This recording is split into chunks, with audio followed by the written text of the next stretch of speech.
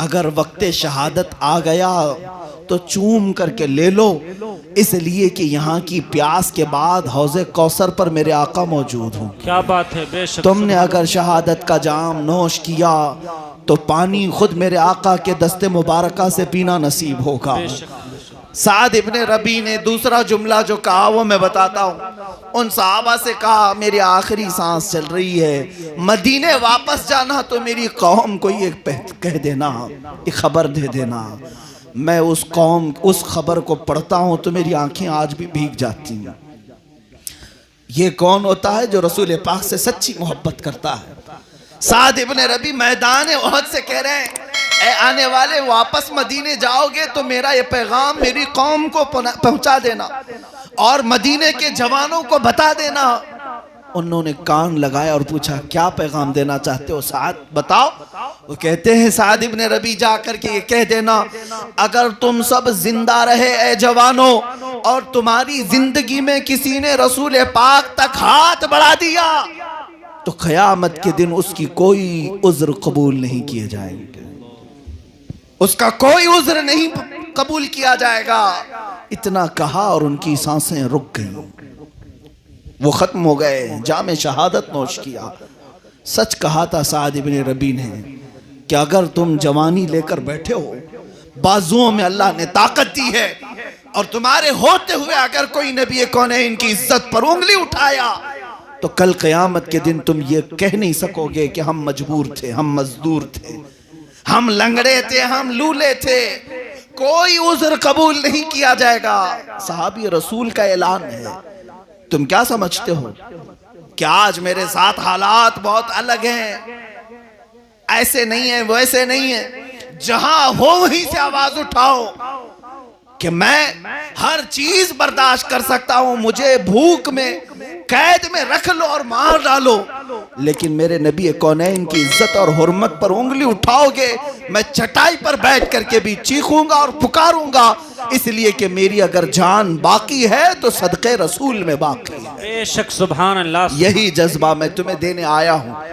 मेरी तकरीर का खुलासा यही होता है, मेरी गुफ्तगू का खुलासा यही होता है। आप क्या समझते हैं क्या आला हज़रत फाजिल बरेलवी रदी अल्लाह ताला अन्हु ने अपना कलम चला चला करके सिर्फ फतवे ही दिए थे? नहीं, बल्कि उन्होंने मुजाहिदीन पैदा किए और उस वक्त से वो ये कहते आए। आज मैं तुमसे कहता हूँ, आला हज़रत ने क्या खूब कहा था, आज ले उनकी पनाह, आज मदद मांग उनसे। क्या बात है, आज ले उनकी पनाह, आज मदद मांग उनसे। ये सिर्फ गैरों के लिए ही नहीं है, मैं अपनों के लिए भी कहता हूँ, अपनों के लिए भी कहता हूँ, आज ले उनकी पनाह, आज मदद मांग उनसे। फिर न मानेंगे क़यामत में अगर मान गया। बेशक, सुभान अगर अल्लाह। तुम क़यामत के दिन जा करके कहोगे कि आका मैं 1000 बार दुरूद पढ़ता था, 100 मरतबा की तस्बीह पढ़ता था, और ये सारे अमाल पेश करोगे और फिर तुमसे ये पूछा जाएगा, सब एक तरफ रखो, लेकिन क्या तू हुजूर की शान में गालियां भी तो सुनता था, गालियां भी तो सुनता था, तब क्या करता था? बड़े बुजुर्ग हैं, बहुत पाए के बुजुर्ग हैं। अल्लामा जामी रहमतुल्लाह ताला अलैह फरमाते हैं, किसी ने अगर जिंदगी में करोड़ दुरूद पढ़ लिए हों, 1000 खत्मे कुरान कर लिए हों, और अगर वो अपनी जिंदगी में हुजूर की इज्जत पर होने वाली गाली को सुन लिया, ये सारी इबादतें एक तरफ रख दी जाएंगी, एक तरफ रख दी जाएंगी। उससे पूछा जाएगा, तो जिंदा था, तेरी गैरत जिंदा थी, तेरा ज़मीर जिंदा था, तू अपनी माँ के लिए नहीं सुन सकता, तू अपने बाप के लिए नहीं सुन सकता? आज हमारी गैरत तो ये है, जवानों, मैं आपसे पूछता हूँ, तुम्हारी बीवियों की तरफ अगर कोई नजर उठाए तो तुम उसको खा जाने वाली नजर से देखते हो कि मेरे घर की इज्जत की तरफ तूने देखा कैसे? ऐ मुसलमानों, क्या रसूल पाक सल्लल्लाहु अलैहि वसल्लम की इज्जत पर हमला हो तो हम जागेंगे नहीं, बेदार नहीं होंगे? क्या हमारे जिस्मों में वो उछाल नहीं आना चाहिए जो एक ईमान की गर्मी होती है? आपको मैं बताऊं, ये तो मर्द हैं। मैदान उहद में मदीने की औरतें भी आई थी। उम्मे अमारा जंगे यरमूक में हजरत खंसा कादसिया की जंग में खंसा बड़ी बड़ी खवातीन इस्लाम निकल करके आ गई, जबकि औरतों पर जिहाद नहीं। वो कहती ये थी कि हम अगरचे औरत हैं लेकिन नबी कौनैन के खिलाफ किसी को बर्दाश्त नहीं करती, बर्दाश्त नहीं करती। कुर्बानियां भी उन्होंने दी हैं ऐसी। हजरत खंसा एक ऐसी खातून है, मैं आपको बताऊं, अरब की एक ऐसी खातून जो बड़ी शायरा और शेर व शायरी में ऐसे पाए को पहुंची हुई कि मरसिया जब लिखती थी, किसी की मौत पर मरसिया लिखा जाता था अरब में, तो खंसा के मरसिया बहुत मशहूर थे। वो 2-2 साल तक लोगों को रुलाती थी अशार पढ़ पढ़ कर। अशार में ऐसा दम था कि सुनने वाले रोते थे। जाहिलियत के जमाने में, जब अभी इस्लाम लाई नहीं थी। इस्लाम लाने के बाद, इस्लाम लाने से पहले खंसा के भाई को किसी ने मार दिया था, तो अपने भाई के गम में अशार लिखे 2 साल तक अरब वाले रोते रहे। अरबों को जहां जहां ये शेर सुनाई देते थे रोते थे लोग कि खंसा के अशार कैसे होते हैं। इस्लाम लाने के बाद कादसिया की जंग का मौका है, उमर इब्ने खत्ताब का जमाना है। यही खंसा आती है अपने 4 जवान बेटों को लेकर, 1 नहीं 2 नहीं 4 जवान बेटों को ले आती हैं और सबको सैयदना उमर इब्ने खत्ताब के हवाले करती हैं और कहती हैं मैंने जाहिलियत के ज़माने में जो कुछ भी किया, मैं चाहती हूँ कि वो कफ़ारा अपनी औलाद की कुर्बानी से पेश करूँ। रसूल पाक सल्लल्लाहु तआला अलैहि वसल्लम की इज्जत के लिए मैंने अपने जवान बच्चों को आपके हवाले किया। जानते हैं ये इस जंग की तारीख ऐसी है कि जब जंग ख़त्म हुई तो जो शहीद हुए शहीद हुए, लेकिन हजरत खंसा के 4 बेटे शहीद हुए एक जंग में। किसी माँ से जाकर के पूछो जिसका एक लाल गया हो, जिसका एक जवान बेटा इंतकाल कर गया हो, उसके घर में क्या हालत होती। हजरत खंसा के 4 जवान बेटों की लाशें लाई गई। सब जगह ये बात मशहूर हो गई कि खंसा अब कौन से अशार पढ़ेगी। भाई की मौत पर तो 2 साल तक अरब को रुलाया था, अब खुद के बेटे चले गए। अरब लोग आते रहे और पूछते रहे खंसा अब अपने जवान बेटों की मैयत पर तुम कौन से अशार कहोगी। हजरत खंसा कहती हैं तुम सुनना चाहते हो सुनो, मैंने अपने जवान बेटे दुनिया की नजर नहीं किया, मुस्तफ़ा के कदमों में पेश किया है, और इनके गम में अगर मुझसे कुछ सुनना चाहते हो तो सुनो, मैं वही कहती हूँ जो मेरा खुदा कहता है, इन्ना लिल्लाहि व इन्ना इलैहि राजिऊन। क्या बात है, बेशक। बस ये इस्लाम की खवातीन थी। एक खातून तो हुजूर की बारगाह में ऐसी भी आई, मदीना तैयबा, 1.5 साल का बच्चा लेकर आई। 1.5 साल का बच्चा, क्या वो जंग कर सकता है, तीर चला सकता है? लेकिन वो लेकर आई। हुजूर पाक सल्लल्लाहु अलैहि वसल्लम ने पूछा ए खातून तो इस 1.5 साल के बच्चे को क्यों ले आई? वो कहती हैं क्या आका मुझे मालूम है मेरा बच्चा जंग के मैदान में तो नहीं उतर सकता, लेकिन क्या करूं जब आपकी इज्जत की बात आई और आपके दुश्मनों ने ललकारा है तो मेरे घर में सिवाय इस बच्चे के कोई नहीं। मेरे शौहर शहीद हो चुके, मेरे भाइयों में कोई नहीं, मेरे पास ये 1.5 साल का दूध पीता बच्चा मौजूद है। कहा फिर लाई किस लिए? खातून कहती हैं आका अपने मुजाहिदीन सहाबा में किसी के हाथ में मेरा बच्चा दे दें, जंग के मैदान में जब काफिरों की तरफ से तीर चले तो मेरा बच्चा ढाल के काम आ सकता है, मेरा बच्चा ढाल के काम आ सकता है। ये वो फिदायान रसूल थे जो खुद अपनी जमा पूंजी लेकर बारगाह मुस्तफ़ा में आ गए थे। तभी जाकर के मौला ताला ने कुरान में उनके लिए यूं कहा रदियल्लाहु अन्हुम व रदू अन। ये वो जमात है अल्लाह इनसे राजी हो गया, अल्लाह इनसे राजी हो गया। और ताकत और कुव्वत अल्लाह ने गैब से इन सहाबा को क्यों दिया? इसी वजह से कि वो जीते थे तो नामे मुस्तफ़ा के लिए जीते थे, हुजूर की इज्जत की हिफाजत के लिए जिया करते थे। तुम्हें पता है 3 जवान शहजादों को एक ईसाई बादशाह ने कैद किया और उनसे ये कहा था कि तू अपने नबी का कलमा पढ़ना छोड़ दे, हम तुझे अपनी हुकूमत में रख लेंगे। तीनों सगे भाई थे, नहीं माने, नहीं माने। यहां तक कि बादशाह ने गरम खौलते हुए तेल में बड़े भाई को डाल दिया, जल गया। दूसरे से कहा आप मान ले, छोड़ दे अपना दीन, अपने नबी का कलमा पढ़ना छोड़ दे। दूसरे ने कहा अब तो और भी ज्यादा दुश्वार हो गया, उसको भी गरम खोलते हुए तेल में बादशाह ने डाला। तीसरे को भी डालने वाला था, उसका इम्तिहान शुरू हुआ। एक वजीर ने कहा इसको मैं ले जाता हूं, मैं इसका माइंड वॉश करता हूं। वो ले गया और एक खूबसूरत लड़की उसके पीछे लगा दी, कहा कि इसको खूब अपनी हुस्न में फांस ले। 30-40 दिन तक घर पर रखा। उस नौजवान के पीछे एक खूबसूरत लड़की लगा दिया। नौजवानों को मैं ये वाकया सुनाता हूँ, जरा तवज्जो। जो हकीकत में गुलामान मुस्तफ़ा होते हैं ना, वो गरम तेल से डरते हैं, ना यजीद के तख्त से डरते हैं, और ना ही किसी हुस्न जमाल पे बिकते हैं। नहीं, जो रसूल पाक के वफादार है। वो तीसरा जवान भाई उस वजीर के घर रहा, वो बहकाती रही। महीना गुजर गया तो आखिर में वो थक हार करके कहने लगी कि जवान एक बार मेरे हुस्न को देख तो ले।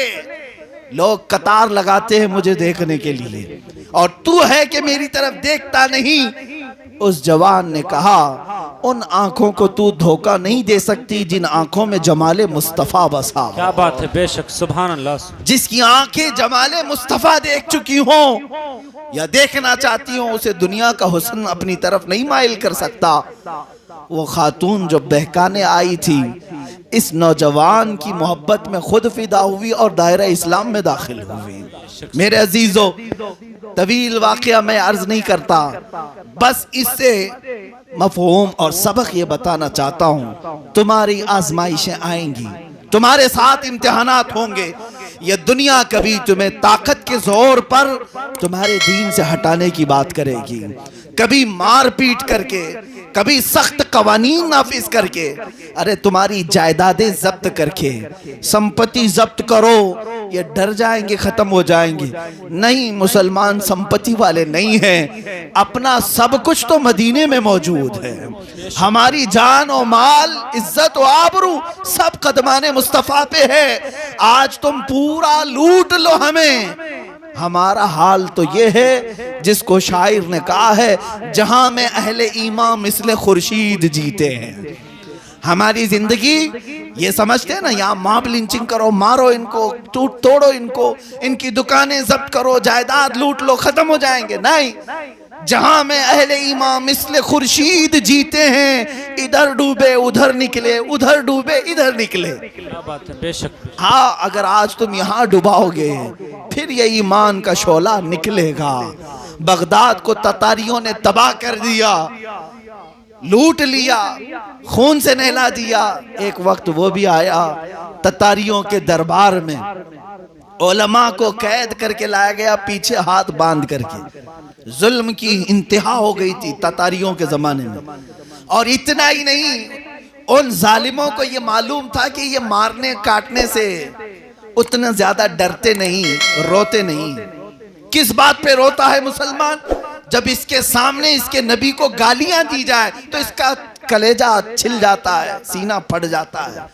तो बादशाह जो उस वक्त का था ततारियों का, उलमा को जंजीरों में कैद करके उल्टे मुंह सुलाया दरबार में, और एक ईसाई पादरी को ले आया।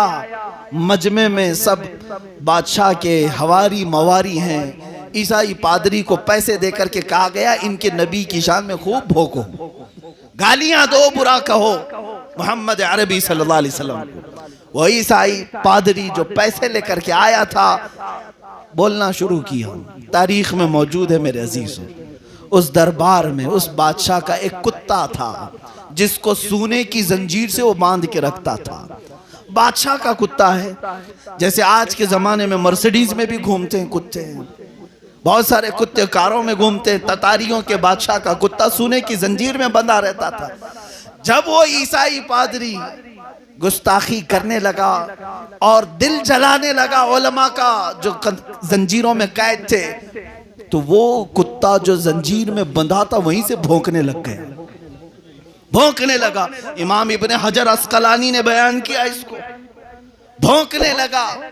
वो ईसाई पादरी खामोश हो गया। फिर थोड़ी देर के बाद फिर बयान शुरू किया, मेरे नबी की शान में गुस्ताखियां शुरू किया। कुत्ता फिर भौंकने लगा।